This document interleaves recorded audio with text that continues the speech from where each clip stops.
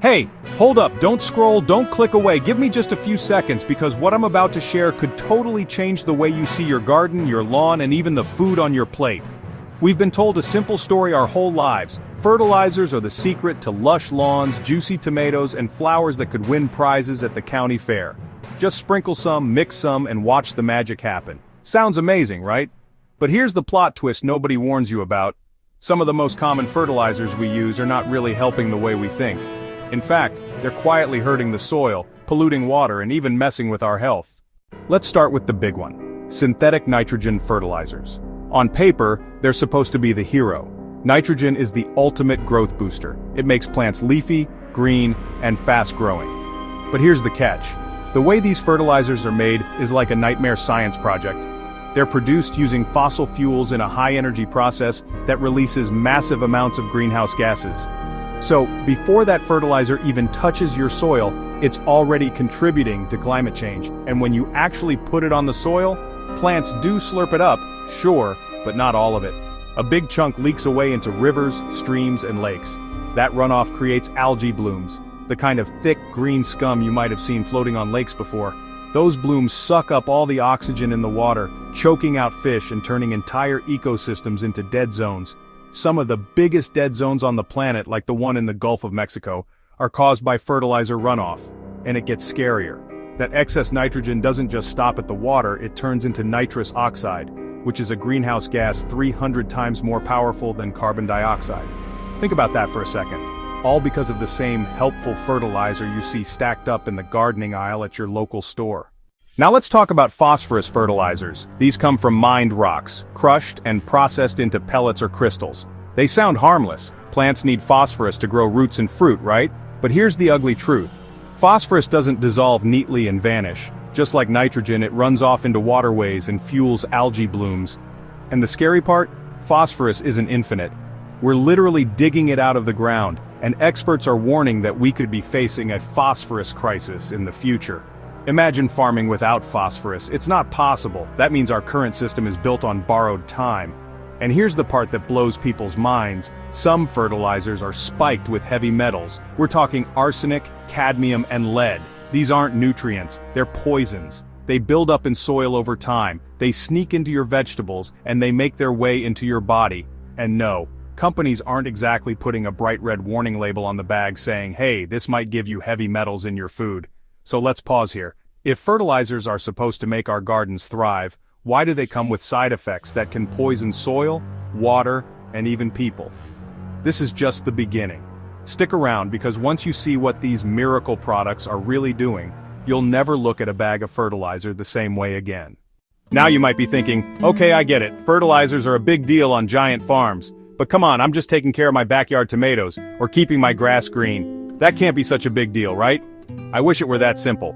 The truth is, the stuff happening on massive farms also happens on a smaller scale right in our backyards. The same fertilizers that pollute rivers, release gases, and mess with the soil, yep, they're sitting in your garage right now. Let's break it down. First, your soil isn't just dirt, it's alive. It's packed with tiny bacteria, fungi, worms, and insects that create a natural cycle of nutrients. Think of it as a giant underground city working 24/7 to keep your plants healthy. When you use synthetic fertilizers, it's like kicking that whole community out and replacing them with fast food delivery. Plants get a sugar rush of nutrients, but the microbes starve. Over time, the soil becomes weaker, lifeless, and totally dependent on chemical fixes. That's why people who start using fertilizers often find themselves trapped. The first season, great results. The second season, you notice you need a little more. By the third or fourth, you're practically chained to those bags, buying more and more just to get the same results. It's like an addiction, for your soil and for your wallet. And here's the lawn problem. In the US alone, millions of tons of fertilizers are dumped every year. Not on crops, but just to make grass look greener than the neighbors. Think about it. Grass isn't food, it's purely for looks. Yet we're pouring chemicals onto it like it's a field of wheat. But where does all that extra fertilizer go? Straight into storm drains. And guess what? Those drains don't lead to some magical treatment plant, they lead directly to rivers, lakes, and oceans. That's why we've got dead zones, the size of small states in places like the Gulf of Mexico. And yes, your little patch of lawn does contribute. It doesn't even stop at the ground. Some fertilizers release ammonia gas into the air. That's the same air your kids breathe when they're playing tag on the lawn. Studies show ammonia can irritate lungs and trigger respiratory issues, especially in children and older adults. So the fertilizer you spread for a perfect Instagram-worthy yard? It might be making your air quality worse. Now here's something really sneaky. Fertilizers that claim to be organic or natural aren't automatically safe. A lot of companies take industrial byproducts, basically waste, and rebrand them as eco-friendly fertilizers. They slap some green leaves on the bag, call it natural, and boom, it sells. But tests have found heavy metals like cadmium and lead hiding in these products. So while you think you're being environmentally conscious, you could still be sprinkling poison right where your family eats and plays. So here's the bottom line. Whether it's a massive farm or a single backyard, fertilizers don't stay put. They leak, they spread, they build up. And while your lawn or garden might look picture perfect, the hidden costs are stacking up in the soil, the water, and even in your lungs. And if you think that's bad, wait until you see what happens when we zoom out and look at the global picture. That's where the fertilizer story goes from a neighborhood problem to a worldwide crisis. Here's the reality. Modern agriculture runs on synthetic fertilizers the way our phones run on electricity.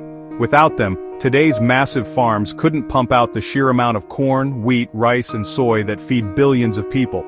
Fertilizers are like the fuel of industrial farming, but there's a catch. This fuel is dirty, dangerous, and comes with a price tag that isn't measured in dollars, but in damaged ecosystems and public health. Let's start with groundwater contamination. In farming-heavy regions, nitrates from fertilizers don't just stay in the soil. They seep deep underground into aquifers. These aquifers are where communities get their drinking water. And here's the scary part. High levels of nitrates in water are toxic. Babies are especially vulnerable. There's even a name for it, blue baby syndrome. It happens when nitrates interfere with how blood carries oxygen. Imagine parents unknowingly pouring formula bottles with water that could literally harm their infants. That's not some distant problem, it's happening in farming communities around the world. Now, let's talk climate change. You've probably heard about carbon dioxide and methane, but nitrous oxide is the silent villain. Fertilizer use is one of the biggest sources of nitrous oxide emissions. And remember, nitrous oxide is about 300 times more powerful at trapping heat than carbon dioxide. Once it's in the atmosphere, it can stick around for over 100 years. That means the fertilizer spread on fields today will still be warming the planet when your great-grandkids are alive. And then there's biodiversity collapse. Fertilizer runoff doesn't just create algae blooms, it wipes out entire food chains. Fish die, which means birds starve. Wetlands get clogged, coral reefs get smothered, rivers lose oxygen. And yet, in the middle of all this destruction, a handful of crops thrive. Corn, soy, wheat, they get boosted while dozens of other species vanish. We end up with monocultures, huge fields of one crop, and dead zones everywhere else. The balance of nature is being traded for convenience and short-term yield. But here's something people don't always think about. Fertilizers create economic traps. In developing countries, farmers are pressured to use fertilizers to boost yields. At first it works. Crops grow faster and harvests improve. But over time, the soil becomes addicted. Without fertilizer, nothing grows. Farmers are forced to buy more every year just to keep up. When prices spike, which happens often, small farmers can't afford them. That leads to debt, abandoned fields, and in some cases, full-blown food shortages. And who pays the final price? Families at the grocery store when food costs go up. On top of all that, let's not forget phosphate mining. To produce phosphorus fertilizers, companies strip mine massive areas, destroying landscapes and communities. These mines leave behind toxic waste, pollute rivers, and wreck habitats. It's a double hit, damage when the fertilizer is produced, and damage again when it's used. So here's the big picture. Fertilizers may have boosted global food production, but they've done it by kicking the costs down the road. We're left with poisoned water, rising greenhouse gases, collapsing ecosystems, and farmers trapped in dependency. It sounds overwhelming, right? But don't give up yet. In the final part, I'll show you that there are real solutions, smarter, safer ways to grow food that don't leave destruction in their wake. By now you're probably thinking, wow, fertilizers sound like the villain in a horror movie. And honestly, they kind of are. But don't panic. This isn't the end of the story. Because here's the twist. There are solutions. Real, practical, and surprisingly simple solutions that we can start using right now. Whether you're a farmer, a gardener, or just someone who wants to eat food that isn't slowly poisoning the planet, First up, composting. Yeah, I know, compost might sound like your grandma's thing, or just a pile of smelly scraps in the backyard. But compost is basically nature's version of a fertilizer, except without the nasty side effects. When food scraps, leaves, and yard waste break down, they create a rich, living soil amendment that feeds plants naturally. No toxic runoff, no greenhouse gas bombs, no heavy metals sneaking into your spinach, just clean, healthy soil that gets stronger year after year. And the best part? You're turning trash into treasure. Instead of tossing food waste into landfills where it rots and releases methane, you're recycling it back into your own garden. Next, cover crops. Farmers are rediscovering this old-school trick that works like magic. Instead of leaving fields bare between growing seasons, they plant things like clover, rye, or legumes. These plants don't just sit there looking pretty.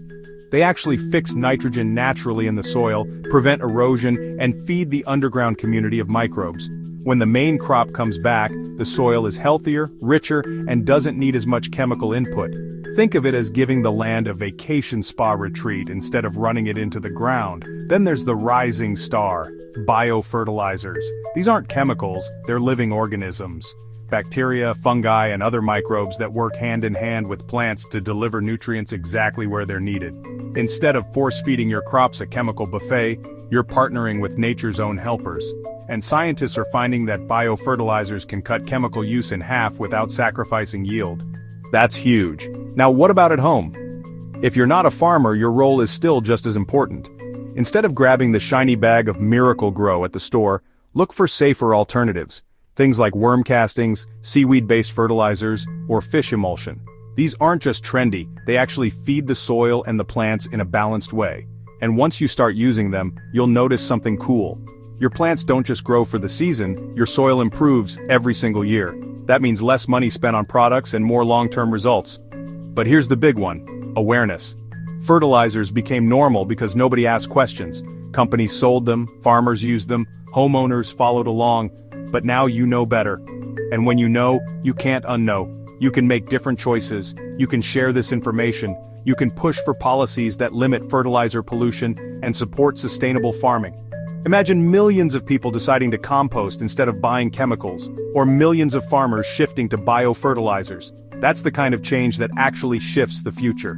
Picture this: rivers running clear again, lakes without toxic algae blooms, air that doesn't sting with ammonia, soils alive with worms and fungi instead of lying flat and lifeless, food grown in a way that feeds us without wrecking the planet.